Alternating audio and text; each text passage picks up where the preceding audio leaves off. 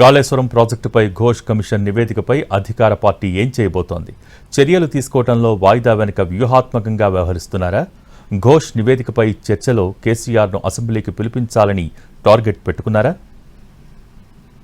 కాళేశ్వరం ప్రాజెక్టుపై ఘోష్ కమిషన్ ఇచ్చిన నివేదికపై ప్రభుత్వ భవిష్యత్ కార్యాచరణ ఎలా ఉండబోతోందన్నది పొలిటికల్ సర్కిల్స్ లో చర్చనీయాంశంగా మారింది.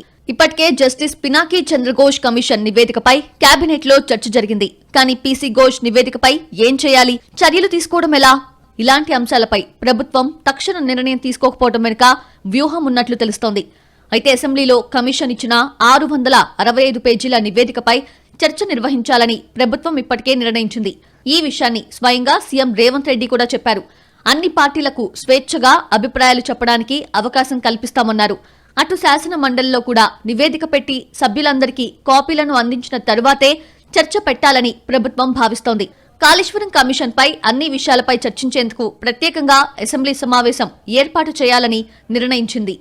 అయితే జస్టిస్ పినాకీ చంద్రఘోష్ కమిషన్ తన నివేదికలో సంచలన విషయాలను వెల్లడించింది. అప్పటి సీఎం కేసీఆర్, నాటి వ్యవసాయ శాఖ మంత్రి హరీష్ రావు, ఆర్థిక మంత్రి ఈటెల రాజేందర్ తీరుని తీవ్రంగా తప్పుపట్టింది.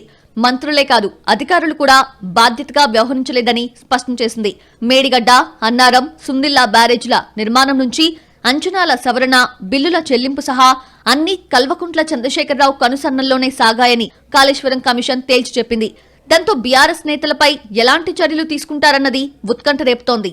మరోవైపు ఢిల్లీ పర్యటనకు సీఎం రేవంత్ తో పాటు మంత్రులు వెళ్తున్నారు. బీసీ రిజర్వేషన్ల అంశంపై ఆందోళన కార్యక్రమం తర్వాత అసెంబ్లీ సమావేశాల తేదీ ఖరారు చేస్తారని తెలుస్తోంది. ఆగస్టు 2వ వారం తర్వాత అసెంబ్లీ కౌన్సిల్ భేటీ ఉంటుందని సమాచారం.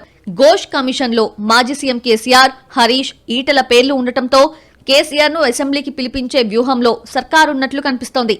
ఆయన సమక్షంలోనే కాళేశ్వరం కమిషన్ నివేదికపై చర్చించాలని ప్రణాళిక రచిస్తున్నట్లు తెలుస్తోంది.